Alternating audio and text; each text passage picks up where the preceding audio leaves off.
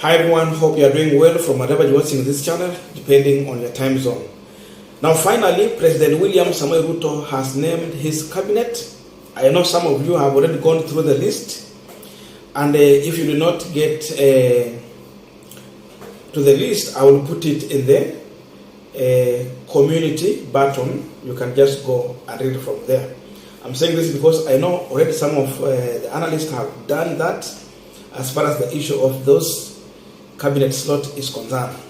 So I will just do some few observations here and there, and my attention, of course, as of now has been attracted to the position of the deputy president vis-a-vis the position of the prime cabinet secretary.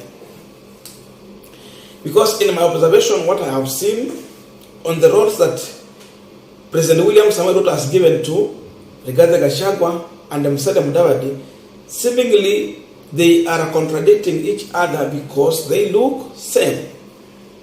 It's like Mudavadi is being made to be a co-deputy president or look like a co-deputy president. And you know, when you make things look like that, you will understand what it means. Because now you are putting two people here to compete on the personal interest. And so I want us to go through the list of duties and responsibilities that William Ruto has assigned to Musalia and Gachagua, and then I will explain in my own view what these responsibilities and assignment mean, number one, for William Samoei Ruto himself, what it means for Musalia and Gachagua. But before we go deep into that, just a quick request. You might be watching this channel but you're not subscribed, so my humble request, please consider subscribing so that another time once we release a video like this one, you will always get notified. Again, to all our channel subscribers and anyone who drop comment, I must say thank you so much for your unconditional support. Then I'm requesting you to give our video a thumbs up so that YouTube can recommend our videos to more viewers. Now, let's go back to our discussion. Now, Gachagua has been assigned 6 roles as deputy president, and Musalia has been assigned 5 roles. But I've told you, these roles are a duplicate. So let us start with the Gachagua, and then we'll go to Musalia. And please listen carefully so that you will see how these roles are almost similar. Now, Gachagua as deputy president. Number 1, deputize for the president in execution of the president's function. Number 2, chair cabinet committees. Number 3, oversee implementation of cabinet decision across all ministries. Number 4, coordinate intergovernmental relation between the national and the county government, including chairing IBEC. Number 5, liaison with the Constitution Commission and the independence officers.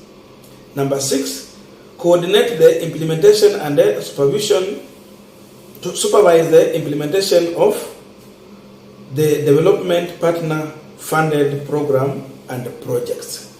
And then lastly, oversee public sector reforms and any other function as may be assigned by presidents. That is Gachagua duties and responsibility. Now let us come to the Prime Cabinet Secretary Musalia Mudavadi's functions. Number 1, assist the president and his deputy in coordination and supervision of the government ministries. Compare that to the first one we read there. Number 2, oversee the implementation of the national government policy, program and projects. Compare that to Gachagua. Number 3, chair and coordinate national government legislative agenda across all ministries. Umesikia hiyo? Compare that with what we read to the Gachagua. Number 5, coordinate and supervise the technical, monitorial and evaluation of government policies. And lastly, perform any other function as may be assigned by the president. That means if Ruto will decide to add you more function to do here and there, then you come out to do it. If you have listened carefully, tell me where is the difference between the roles that has been assigned to Musalia and regarding Gachagua. After going through that list, I'm convinced ya kwamba hii kazi wamepea Gachagua na Musalia Mudavadi inakinzana. It sounds like a co-deputy and not a prime cabinet secretary. Now we have those who have argued that Musalia Mudavadi, to some extent, he should have been at least first been given a CS slot, maybe like finance or interior, and then give him that package as a prime cabinet secretary. Then that means Musalia Mudavadi will be a prime cabinet secretary who is powerful.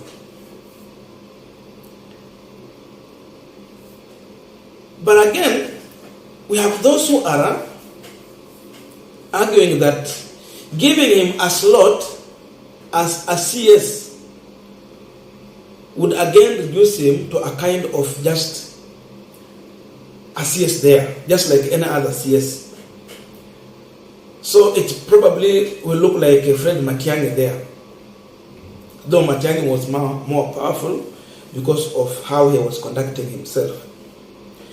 But again, with this kind of position that they have given to Musalia Mudavadi,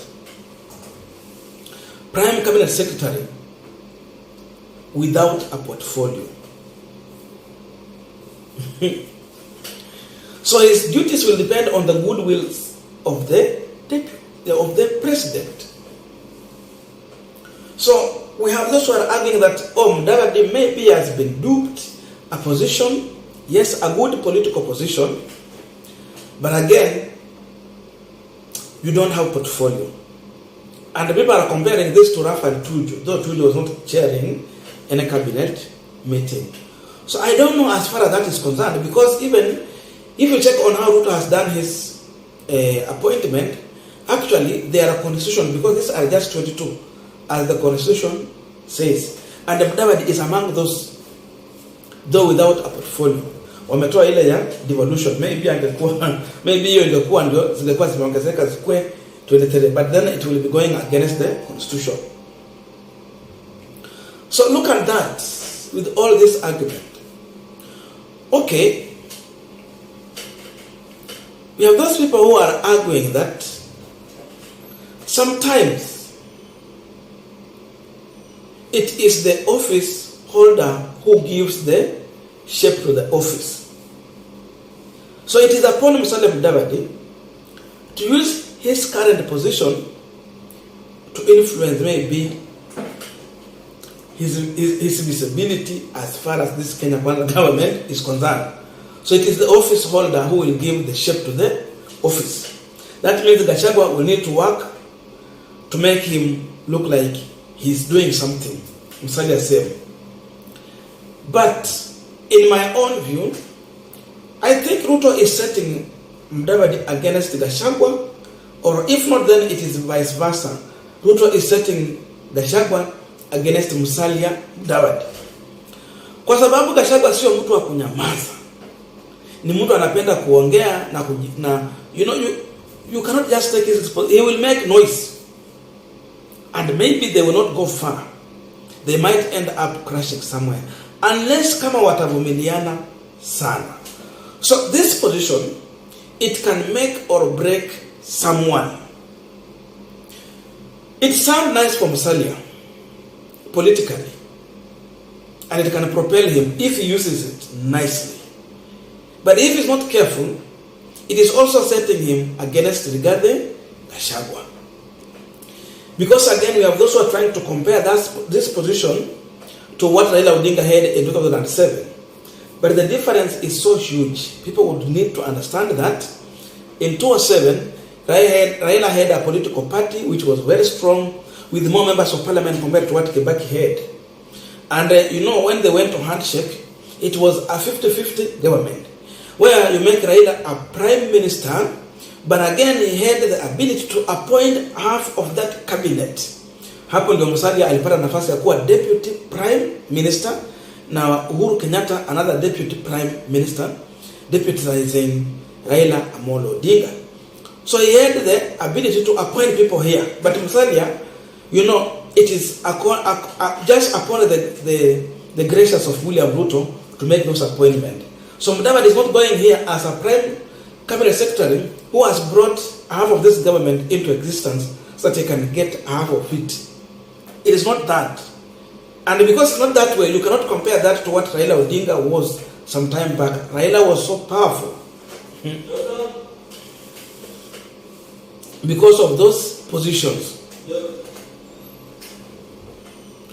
So you do your comparison, you see a lot of difference. And in my own view, I believe it could have been better if Musalia, in my own thinking, angepewa nafasi kama ya interior or finance, and then akuwa na kadia, so that hizo kazi hazikinzani kabisa kwa kiwango ya kuanza kukutana. So someone has been duped. It's either Gachagua or Musalia. But the other good side about this is that Musalia Mudavadi will be appearing probably before the National Assembly and the Senate to answer to some of the questions.